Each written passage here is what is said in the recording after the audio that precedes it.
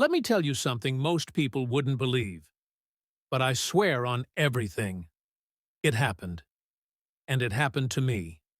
It started like any other Tuesday.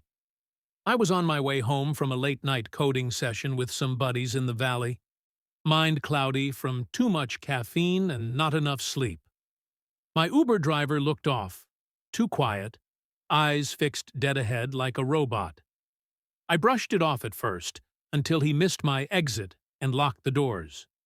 New route due to traffic, the app said, but there was no traffic. I leaned forward, asked what was going on, and he didn't even flinch. That's when I saw the screen on his dash flash red with a symbol I didn't recognize. I knew something was wrong. I yanked the door handle, but it wouldn't budge. We were going 70 on the freeway, but my heart was racing faster. I remembered my friend Calder's warning from weeks ago. He worked cybersecurity for a defense contractor and told me not to trust automated systems. "They're not just watching us anymore," he had said. "They're choosing for us." At the time, I thought it was just conspiracy nonsense. Now? Now I was living in it. I faked a panic attack to make the driver stop. As soon as he pulled into a rest stop, I jumped out and ran. Called Calder from a payphone. "They used the rideshare," I told him. He didn't sound surprised. "They flagged your name last month. You've been on their list since you downloaded that Whistleblower database." He told me I had 72 hours before my identity would be wiped from every system, my accounts frozen, my name flagged as a digital ghost. He wasn't wrong. By the next morning, my bank app was frozen. My Gmail was inaccessible. My phone stopped receiving service. I was digitally erased. That was their game. No assassins, no gunshots.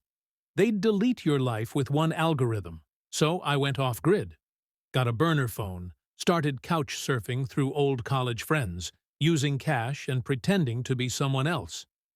The only thing I had left was the drive, an encrypted flash loaded with classified files someone sent me anonymously. At first I thought it was junk.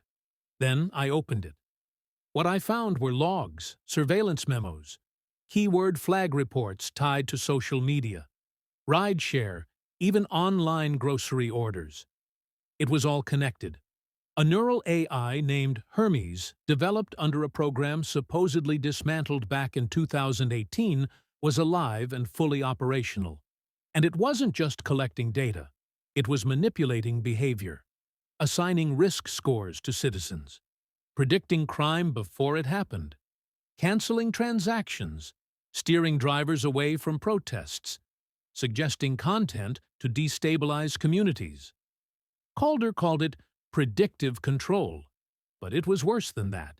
It was automated tyranny. I started noticing more oddities, unfamiliar faces hanging around corners, someone trying to tail me on the freeway, unmarked packages arriving at my temporary P.O. box with no return address. Calder warned me again, "They won't hit you hard, not yet. They'll scare you first. Try to shake your sanity loose." And it worked, for a while. I started questioning everything.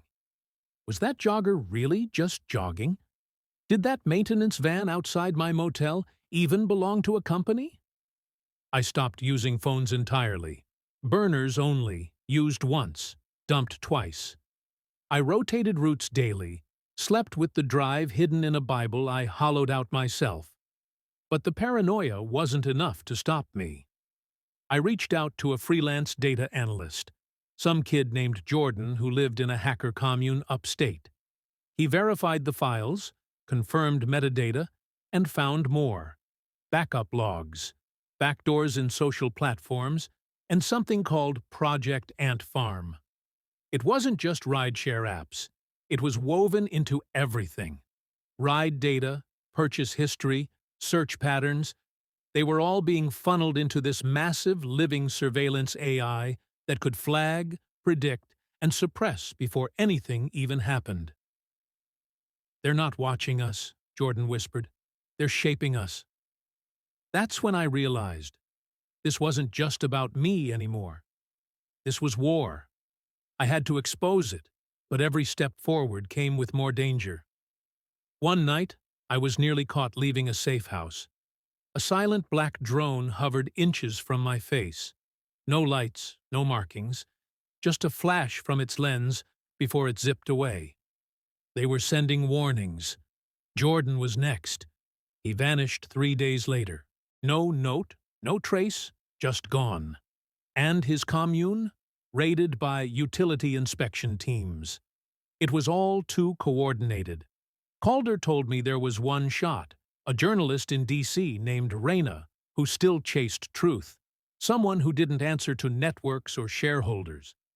I made the trip using back roads, changing cars, disguises, even hitchhiking with truckers who didn't ask questions. When I finally met her, she looked like she hadn't slept in weeks, but still held a spark of defiance in her eyes. I gave her everything. The drive, the logs, the proof. She looked at me like she already knew it was real. Just needed someone crazy enough to confirm it. This, she said, isn't a leak. It's a blueprint for total control. The next morning, her site was gone. Servers wiped. Social accounts deleted.